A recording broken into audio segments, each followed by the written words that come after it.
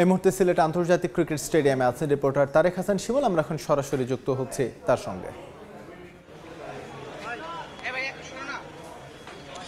জমজমাট ঢাকা পর্বের পর সিলেট পর্ব কিন্তু মাঠে গড়ানোর অপেক্ষা। আর 10 থেকে 20 মিনিট পরে কিন্তু ম্যাচ শুরু হবে। এরই মধ্যে সিলেট স্ট্রাইকার্স লোকাল টিম তারা কিন্তু টস হেরেছে, যদিও ব্যাট করবে শুরুতে।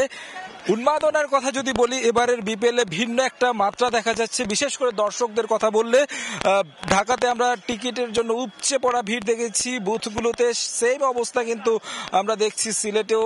গতকাল থেকেই যে টিকিটের বুথগুলো ওপেন করা হয়েছে তখন থেকেই কিন্তু সেই লাইন কিন্তু আজকে এখন পর্যন্ত কিন্তু এই যে খেলা শুরুর আগ পর্যন্ত আমরা দেখছি যে অনেক দর্শক ঢুকছেন। শুধু যে সিলেটের দর্শক তা নয়, আমরা এখানে কিন্তু রংপুরের দর্শক দেখছি, বরিশালেরও দর্শক দেখছি।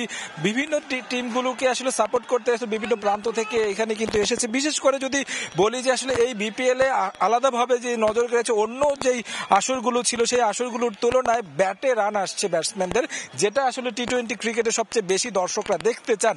সিলেট স্বাভাবিকভাবেই আমরা এর আগে যখন দেখেছি সেখানে কিন্তু ব্যাটসম্যানরা স্বাভাবিকভাবেই রান পান।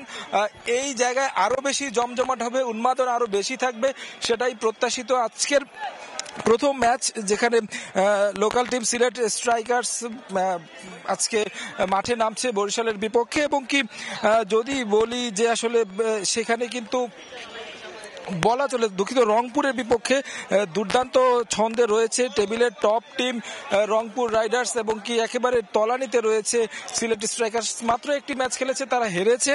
তাদের এই লোকাল গ্রাউন্ডে নিঃসন্দেহে প্রত্যাশা থাকবে তাদের সেই ছন্দটায় ফিরে আসার, এবং কি পয়েন্ট টেবিলে যে আসলে এগিয়ে যাওয়ার যেই ধাক্কাটা দেওয়ার কাজটা এখান থেকে নিশ্চয়ই করে নেবেন। লোকাল সাপোর্ট থাকবে, দর্শকদের ক্রাউড কিন্তু চ্যান্ট করবে এই সিলেটের পক্ষে।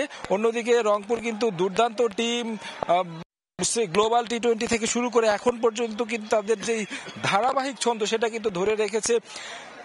এই ম্যাচ ছাড়াও আগামীকালকে ম্যাচ রয়েছে, সেই ম্যাচের জন্য আমরা দেখেছি ঢাকা ক্যাপিটালস অনুশীলন করছে আউটার স্টেডিয়ামে। সব মিলে বলা চলে যে ক্রিকেট উৎসব সিলেটে একটা জমজমাট রূপ নিচ্ছে। আমার কাছে এই ছিল সিলেট থেকে সবশেষ খবর।